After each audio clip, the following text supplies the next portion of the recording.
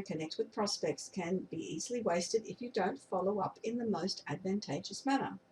While following up is a crucial component in any proposition, it is often forgotten as the most important tool for continual customer progression.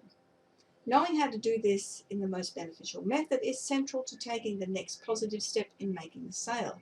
I see so many people missing out, not getting this part right. They revert back to that original negative thinking where they feel like they're being pushy if they follow up. They don't want to bother the person.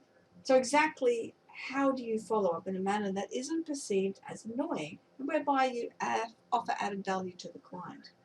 First thing is simple. You get a commitment to follow up. But get a commitment of the precise date and even the time of your follow-up call. And secondly, avoid making opening statement blunders. Build a follow-up opening statement that gets through the clutter. So try something different to "I'm ringing to follow up" or similar. Open with your name and your business, then refer back to something that was discussed. Remember, be persistent, be polite, and be professional, but don't be a pest.